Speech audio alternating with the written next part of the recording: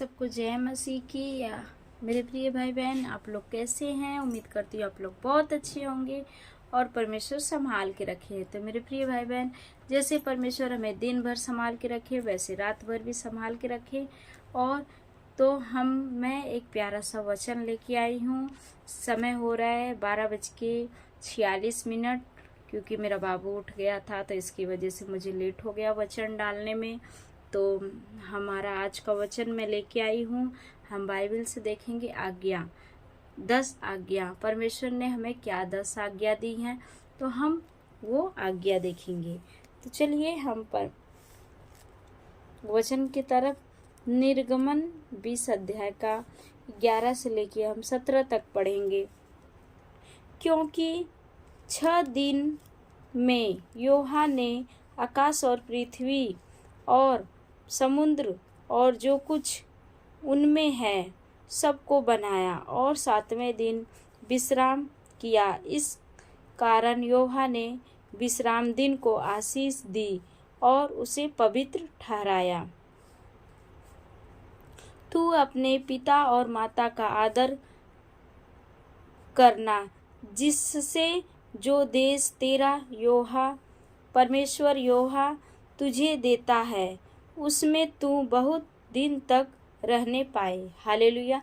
तो मेरे प्रिय भाई बहन, परमेश्वर पहली आज्ञा क्या हमें बताए हैं? तू अपने पिता और माता का आज्ञा करना, और जो देश जिस देश में मैंने तुझे दिया है, क्योंकि सब लोगों के देश अलग अलग है। पंजाब, यूरोप, महाराष्ट्र, हर लोग हर देश से हैं। तो परमेश्वर ने जो आज्ञा, जो देश दिया है, उस देश में तो ज़्यादा दिन तक रहने पाए। जब हम परमेश्वर की आज्ञा में रहेंगे तभी हम ज़्यादा दिन तक रह सकते हैं, क्योंकि हमें परमेश्वर का आज्ञा मानना ज़रूरी है। हम सुबह से लेकर 24 घंटे हमें काम ही काम, टेंशन ही टेंशन रहता है कि हमें ये काम करना है, ड्यूटी जाना है, यहाँ जाना है, वहाँ जाना है।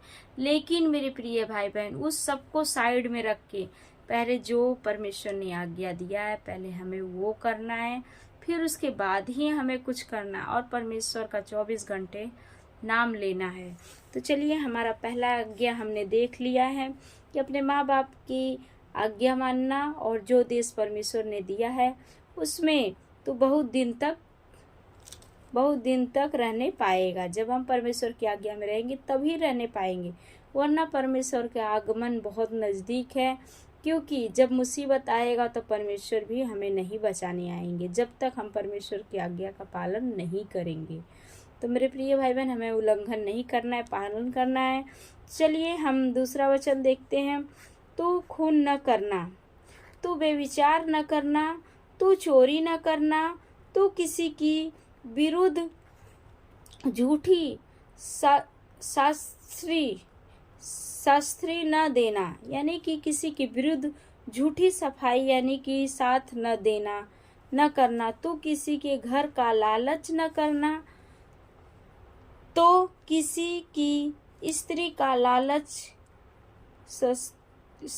लालच न करना, और न किसी के दास दासियों या बैल गदहे का, न किसी की वस्तु का लालच करना। तो मेरे प्रिय भाई बहन, हमें परमेश्वर बता रहे कि हमें किसी भी चीज की लालच नहीं करना है। मेरे प्रिय भाई बहन, जब हम मसीह हैं, परमेश्वर में आ चुके हैं, तो हमें बस अपने मन और दिल को साफ रखना है। किसी के प्रति कोई लालच नहीं, कोई हिंसा नहीं, कोई ऐसी चीज, कोई बेविचार, कोई झूठ या कपट, कुछ लालसा अपने अंदर नहीं रखना है।